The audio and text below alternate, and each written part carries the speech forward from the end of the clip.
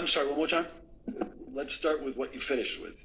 You understand that the court was twice asked by Ms. Heard's counsel to order a medical exam of Mr. Depp, and those motions were denied. I think your team told the court you didn't want to have them, and the court ruled on it. I don't think the court proactively did it. You kind of had a motion to them, right? No. When Ms.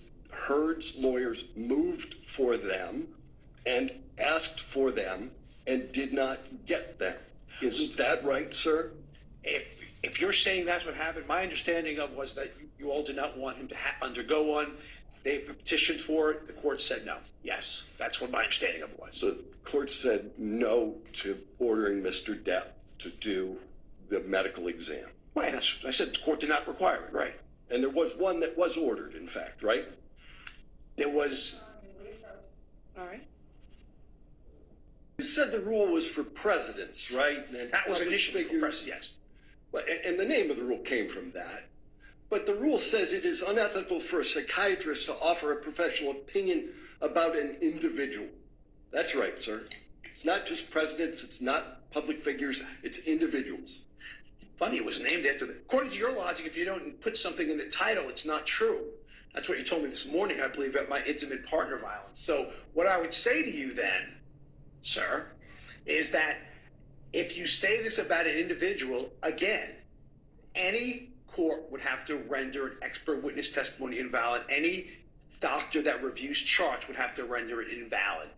I can go on the list of docs that do not see or interview patients directly, and that's a violation. So basically, you are saying that unless you do a direct clinical evaluation, then all of the field of forensic psychiatry and all of managed care is doing an unethical violation because we are not seeing the presence. We deny patients medications all the time without seeing them. We deny patients treatments, unfortunately, without seeing them. And I'm on the receiving end of that. So the answer to your question, again, unless you were saying to me that all of this is unethical, which is what you are saying. This is how I'm interpreting what you are saying to me.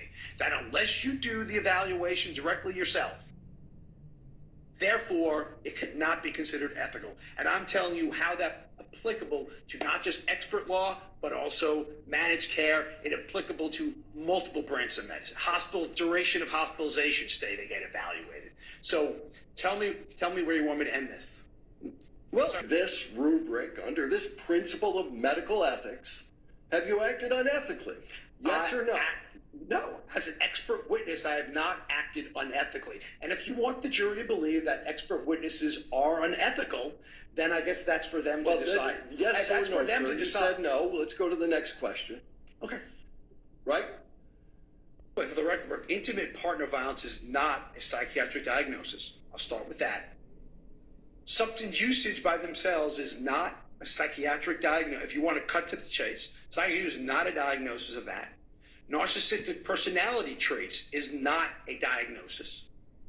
Ergo, I am basically commenting on the things that were brought to me, which are not diagnosis. But an evaluation, if I was going to treat a patient or anyone here, those are the steps I would take. We have to perceive that expert witnesses are unethical. Based on that, I am not going to sit here and disagree with you and waste everyone's time. I think it's fairly obvious. But thank you. I'll go ahead. These were. Let's start with the easy question then. Maybe we can. That was pretty easy. Go ahead. All right, Doctor, you're going to have to just answer the questions. Okay. Sorry about that. Getting into it. You need to just answer the questions, Okay. Dr. Speed. You say provisional diagnosis. You know the DSM-5 requires, in order to find that diagnosis, 5 of the 9 factors. Mm-hmm. And you haven't done that analysis. You've never made that diagnosis. You've just identified certain factors. That are criteria for the diagnosis. Right. But you need 5 of 9 to get to the diagnosis. You've already told us that you didn't make a diagnosis. You're just identifying traits, correct? I'm identifying traits that are consistent with the diagnosis, yes. Right. Between the traits that are consistent with, which all I'm commenting on is behaviors and traits that are consistent with the diagnosis and Mr. Depp. narcissism absolutely has risk factors associated with IPV. Let's go back again, and maybe we can focus on the question I ask you, and we can get an answer that's addressed to that question. Mm-hmm. Personality disorder is a risk factor for IPV. As part of cluster B traits, yes.